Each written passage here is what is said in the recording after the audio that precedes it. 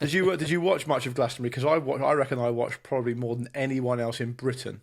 Really? Did you have it on pretty constantly? Yeah. I feel, because Sarah, my partner, is and of this parish, Sarah Champion, is a host on Absolute Radio, and their festival is the Isle of Wight Festival, which was the week before. Not as good, is it? No, it's not. I mean, even she would admit it's not as good. But I just always feel like that if I've got the television on with Glastonbury, I feel like I'm somehow letting her down. But we did get to see a little bit of this and that. I can't remember which acts we actually sat down and watched. I watched the Manic Street Preachers full set. Of course you did. Of course I did. Out of all of the acts, I sat down. I knew you were going to say that.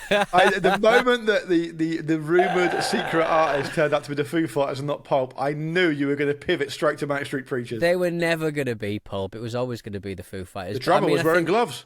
The drummer... everyone's sort of saying that, like... so Josh Freese is... like my favourite drummer. I think he's brilliant. He was a drummer in the punk band The Vandals for a long time. He is name-checked in the song Hockey Hair, which is a song about mullets. He's in Devo as well. He was in Devo? Okay, right. He wasn't a launch member, was he? I think he still is in Devo now. Right, yeah. But he's an incredibly accomplished punk rock drummer, and I think he's great. And I'm so glad that he's joined. It's a little bit like when Oasis kind of lost a couple of members. Noel Gallagher just got some really talented guitarists involved and stuff, because he knows what he's doing. So yeah, good work. And everyone's sort of complaining that do you not think that the Foo Fighters are playing their songs too fast? It's like, have you ever seen a band live? Like bands live always play just that little bit faster, apart from the Arctic Monkeys, who kind of went reverse down that one-way street. The thing I don't like about that extent is that we can't talk about that and give our real opinions because everyone else will tell us that we're wrong. Right. I don't mind it. I didn't mind it. I didn't mind the Arctic Monkeys. They were fine. I don't know what people were expecting. They were never that kind of like crazy jump around the stage kind of band ever, were they? Really? Early on, very early on, there's a lot more energy. I think there's. I think if you can see me on camera, there's like jumping around the stage like, you know, the mad caddies, the bands you like. The Mad Caddies. Where's that come from? And then there's like Comatose. Right. And I think there's a point in between where Arctic Monkeys could perhaps. I mean, obviously they're going to do whatever they want, and you know they don't give a shit what I think, and why would they? But I think personally, philosophically, there's a difference between doing a show. Even though they're doing arena shows and stadium shows now for their own fans, of course, do what you want. That's why people have come. It's Glastonbury, though. It's a bit of fun. It's a party. Have a party.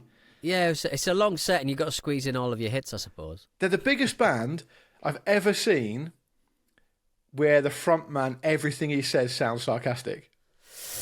I remember seeing them in a few years ago in Portugal, and all he said, he would just let it kind of settle for a good sort of 5 minutes, then he'd go...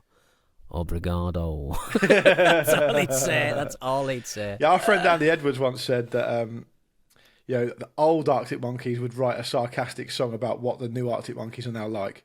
Yes, that's fair. I mean, this is a band that wrote, you know, I'll tell you what's my problem. You're not from New York City. You're from Rotherham. Yeah. And I'm not saying they shouldn't change and they shouldn't evolve and they shouldn't follow their interests. Of course you should. As you grow older, you become different, and that's right. Suits. But that is still almost something that's going to dog them. That lyric alone is going to dog them for as long as they put up with this fucking nonsense. I felt sorry for the guitarist or the bassist who had what can only be described as a very heavy leather jacket. On a night like that, when it's really warm, he was sweating when he got off the stage. Absolutely That's sweating. his decision, though, isn't it? That is his decision. Yeah. That wasn't I presume that wasn't an Arctic Monkeys helmed decision. I didn't see. I could never have predicted that by this point the old Arctic Monkeys were going to turn into some kind of parody of a crooning Las Vegas lounge act. Like, it's just not the direction I thought it would go. But the people who are getting upset, and it sounds like I'm including you in this one, have people just not been paying attention? But with the caveat that I'm upset about everything all the time. But carry on. Do you not think that they're like if you haven't noticed that they've been doing this for a very long time?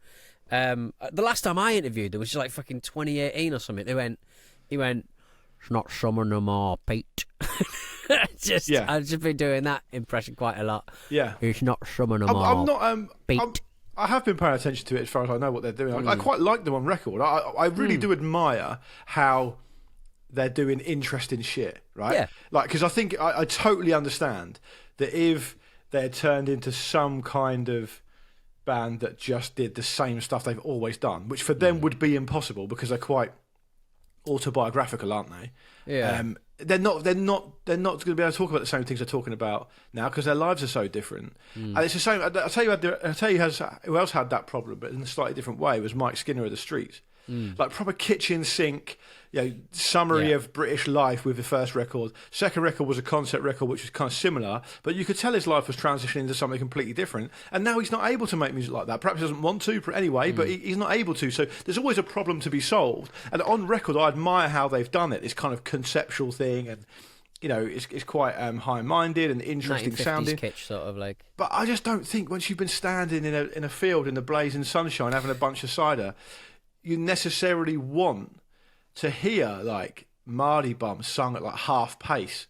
No, and you want to head on over to the second stage and hear "Die in the Summertime" sung by a guest vocalist on the Manic Street Preachers set. That's what you want to hear. I didn't mind Manic Street Preachers, but I didn't like that the drummer had gloves on. I think Sean Sean wore Moore. Gloves, though. I think Sean Moore. So Sean Moore and Josh Freese, you've got a real issue with all of them wearing gloves. I just think it's a weird look for a drummer. I know why they do it. I just think it's like a bit driving like gloves. Yeah, when you've got a slightly heavier like car, you crack out the driving gloves. I would say that Sean Moore from the Manic Street Preachers is growing into his features. I think growing a beard for a boy who looked like, the bottom of a sprout with a little cross on it that you cut. Yeah. Like a lot of men, Leo DiCaprio is a very good example. Like little sprouty faced men, little sprouty boys. He's one. Sean Moore's one, and I think him growing a beard was the best. It's the best use of his hair. I think it's fair to say.